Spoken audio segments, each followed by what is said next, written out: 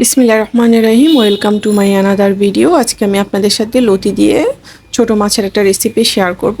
রেসিপিটা অনেক মজার। তো এখানে আমি আগে থেকেই ধুয়ে রাখছি, আপনাদের সাথে লাস্ট ধোয়াটা দেখাচ্ছি। এখানে লতি, আলু কুচিয়ে, তারপর হচ্ছে মাছ, এগুলো আমি এখন আর একটু লাস্ট ধুয়ে নিচ্ছি। যে পর্যন্ত সাদা না হয় সে পর্যন্তই ছোট মাছ ধুইতে হয়, না হলে সবসময় ময়লাই বের হতে থাকে। এখন আমি এখানে একটা বাটি নিয়ে নিলাম।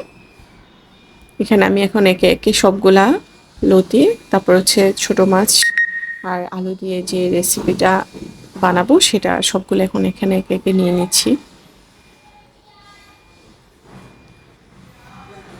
দেখতে পাচ্ছেন একেবারে পরিষ্কার হয়ে গেছে। এখন আমি পেঁয়াজ আর কাঁচামরিচ আগে থেকে যেগুলো কেটে রাখছি সেগুলাই দিয়ে দিচ্ছি। এখন দিয়ে দিব একটু পেঁয়াজ বাটা।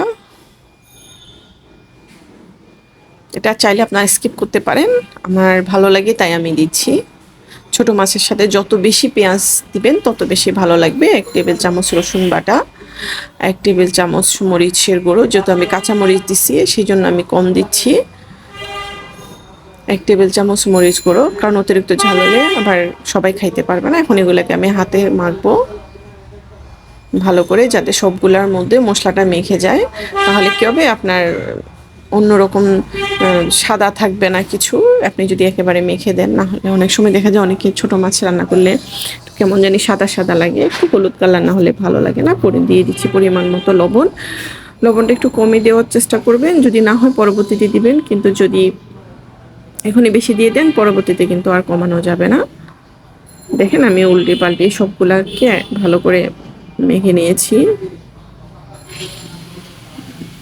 আমার মাখা শেষ। এখন আমি একটা কড়াই নিয়ে নিচ্ছি, ওটাতে পরিমাণ মতো তেল নিয়ে নিচ্ছি।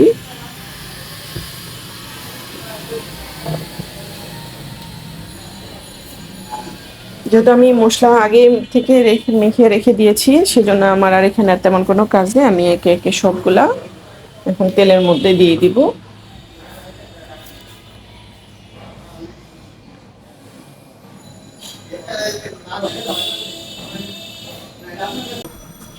এখন আমি ঢাকনা দিয়ে রেখে দিব।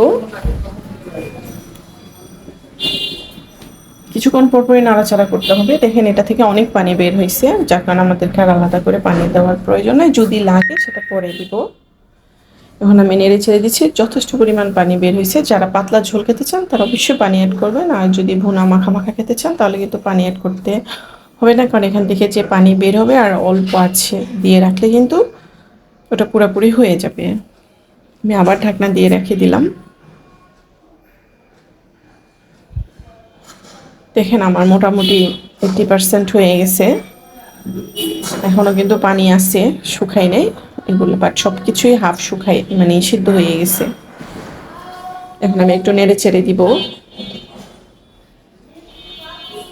মানে এটা অল্প আছে রান্না করতে হবে, আপনি যদি অনেক বেশি আগুন দেন তাহলে কিন্তু হবে না, যেহেতু লতি অনেক সময় গলা ধরতে পারে।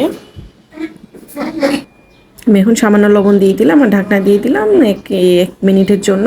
এখন আমার লতিটা হয়ে গেছে। তো আমার রেসিপি যদি ভালো লাগে অবশ্যই ট্রাই করবেন। দেখেন দেখতে অনেক সুন্দর, যেমন সুন্দর গন্ধও ছড়াচ্ছে। ওকে, আল্লাহ হাফেজ।